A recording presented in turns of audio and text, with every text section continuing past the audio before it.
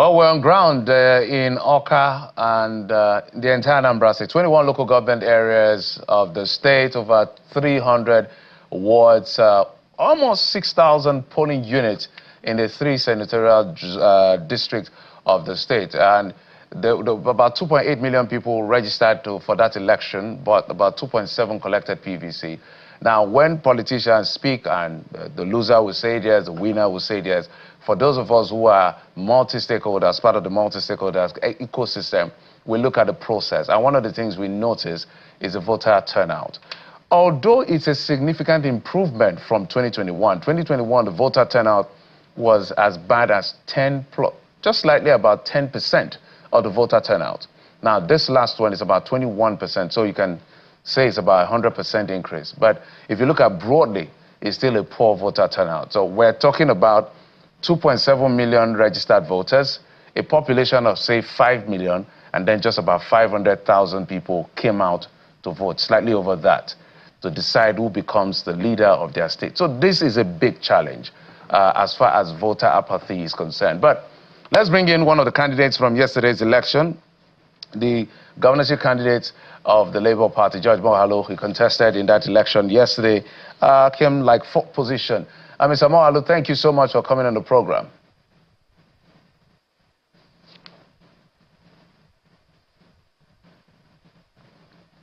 If you can unmute your device, Mr. Moghalu, if you can hear me.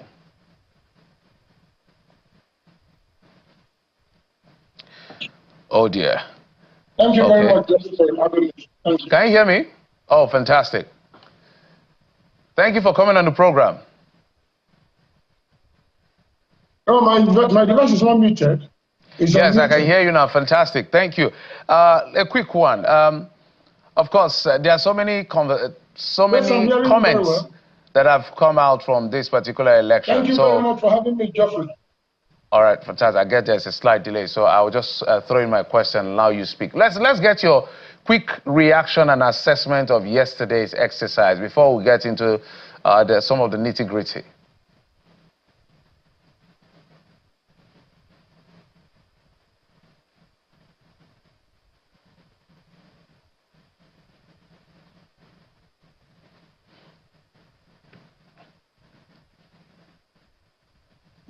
Thank you very much again for having me. The truth about it is that the elections yesterday it's actually not a true reflection of the wish of Anambra, because a few things went wrong. The issue of vote buying, there was a major challenge. There are instances where you have voter intimidation, agents were brutalized. And then, I heard one of the candidates also say on TV, there are a few things that were done before the election that pointed us to where we are today. So the election, as far as I'm concerned, is not a true reflection of the wish of Anambra. The issue of vote buying is of great concern, because when I heard the number of policemen that have been deployed to monitor and manage this election, security-wise, I felt a little confident. But here we have a situation where all these policemen are littered around every polling unit, and then people were buying votes, paying for it blatantly. It was a major challenge. And then I don't know where our democracy is heading to. It will be so monetized. Probably that may be the reason why our people are made to be poor, so that we can weaponize poverty and then use it as an instrument in situations like this. So the election, as far as I'm concerned, is not what it should be. And my team across the state is going around and getting all the facts that we require to be able to deal with the issue. There are instances where result sheets are not available in polling units and people are still made to vote. At the end of the day, you see results being thrown up. So there's quite a lot of issues that are visible in the course of this election that is of great concern and which we consider a threat to our democracy. All right, Mr. Moghalu. So 2 straight questions because of what I'm seeing as a communication challenge here. You've talked about, it's really interesting what's playing out. The governor laid allegation of vote buying. Ukachukwu Nicholas of the APC said there was vote buying. You are saying there was vote buying. Who is buying the vote?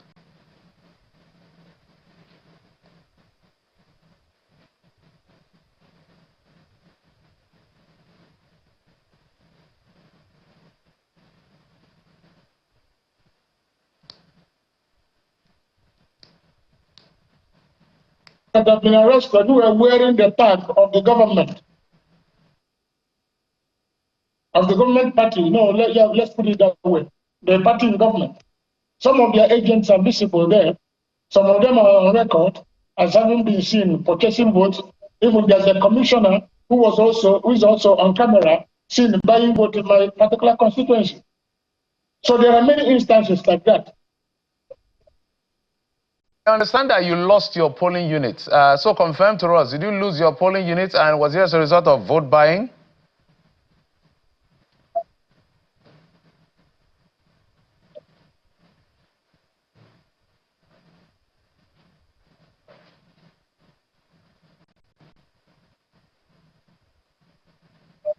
Yes, because I couldn't afford how much that was being paid.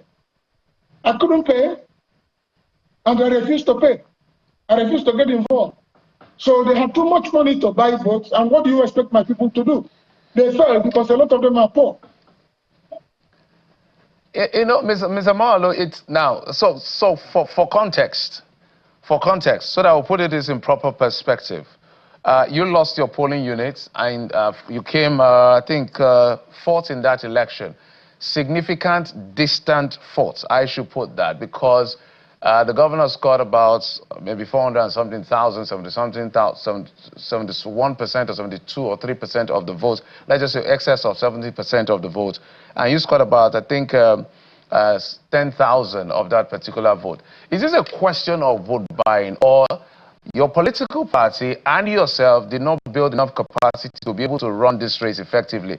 Internal crisis, being able to campaign effectively, to be able to win the hearts of the people, and even being able to win the hearts of the people at your polling unit, whether they were induced or not. There are also cases of vote manipulation. Like I told you, there are instances and constituencies where result sheets were not available at the voting points. There are many instances.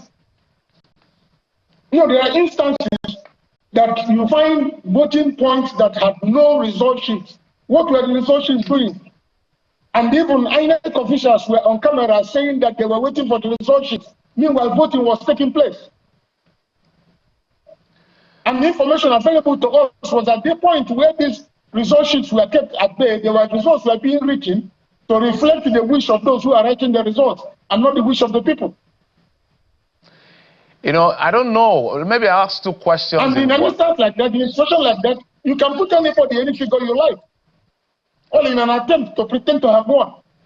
Yes, Mr. Moghalu, we are aware. We know how the modern way of how elections are rigged. It's rigged around the numbers that should be on the PVC, because INEC is very clear. If it's in excess of one, say if 500 persons are in that polling unit and the result is announced and it's 501 for whatever reason, that election is gone. That particular polling unit is gone. So we found that politicians, what they now do, without mentioning anyone now, but what we've discovered is that they rig around the election, around the numbers that are safe within the BVAT, even in collaboration with the parties they want to influence. I'm going somewhere with that question. One of the things we also notice is that party agents, you literally are looking for, there are 16 political parties. I covered Ward 1 in Amobia, that's community primary school in Amobia, in Oka South. And it's 3 polling units. Over 3,000 persons were supposed to vote. Well, the number was, as at the time we were on that field, it was not encouraging in terms of turnout. But when the INEC official was asking for polling unit agents, you could barely see any, or just a handful. Isn't that part of the problem why political parties like yours and the rest lose election in the first place? There is no doubt as to the fact that polling agents are of critical importance in any election. And that is why the INEC gives you an opportunity to upload these people before time. There are instances where even polling agents are compromised because they see the kind of money they've not seen before. And then you don't blame them because the entire process has been so monetized. So they see it as an opportunity to be paid. And if they have been paid enough money to guarantee their feeding for a period of time, and they are asked to get out of the polling points, why wouldn't they? So are you in good conscience saying that let's even admit, let's say if this election, are you saying that by your assessment, if everything was free and fair, you had a chance to win this election? Is that what you're saying? Yes. All right.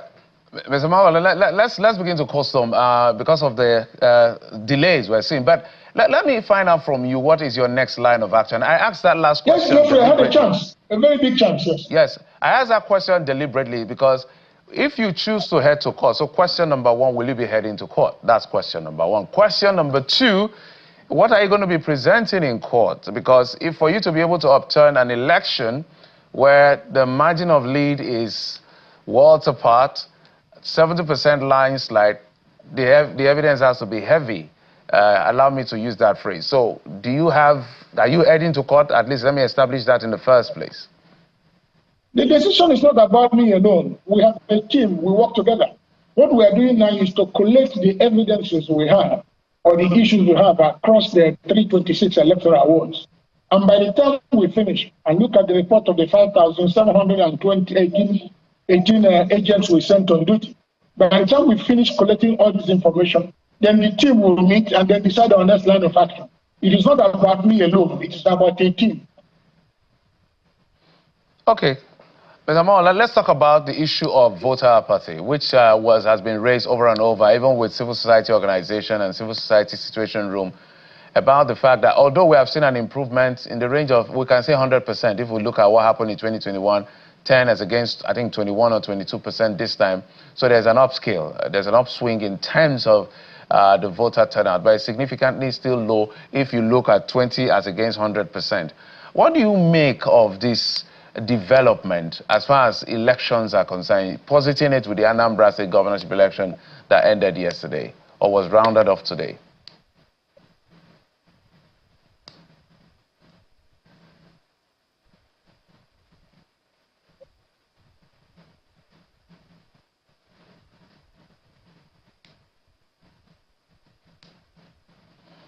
Oh, well, like you rightly observed, there's an improvement in voter turnout. If the figures that have been churned out is anything to go back.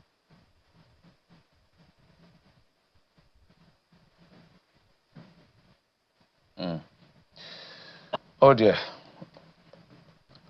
It's okay.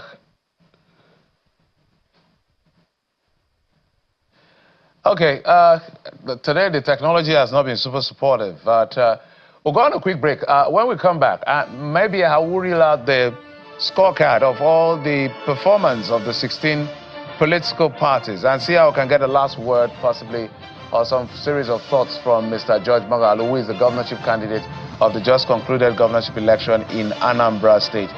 Before we move on the program, but stay with us, we'll be right back.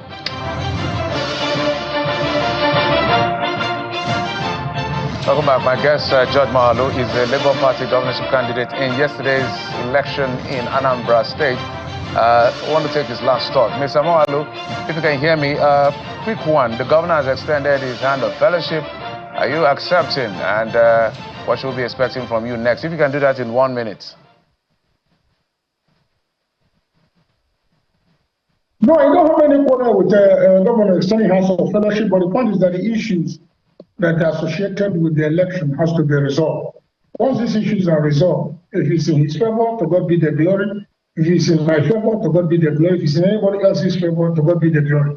But those issues have to be sorted out so that we can now decide on the next step to follow.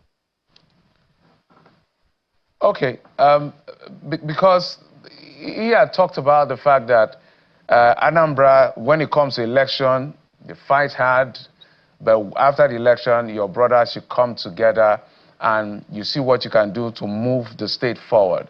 But there's one other issue now that I remember, the issue of ABGA being a legacy party in memory of Dimo Ojumeji Ojukwu, the Ikemba of Nnewi, who incidentally was born and passed on in the month of November.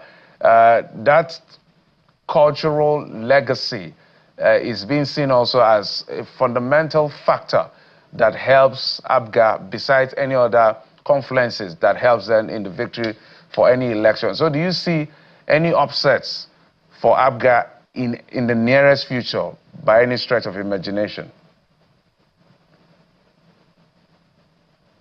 No, Ojukwu, like you rightly observed, is an icon. He's a leader all of us revere. So certainly his name alone have some positive contribution he can make to our polity. That fact cannot be removed. Ojukwu is an icon, is somebody we all respect, somebody we adore, we like to be associated with. So it's a name we cannot ignore because it's a name that attracts a lot of sentimental attachment within the Igbo population. So for me, Ojukwu will always be Ojukwu for all of us. All right, Mr. Judge Moghalu, thank you so much for coming on the program. I wish you the best of luck in whatever decision you make as far as your political ambition is concerned. Judge Moghalu, governorship candidate in the last election for the Labour Party. Thank you, sir. Thank you very much, Geoffrey. I appreciate you.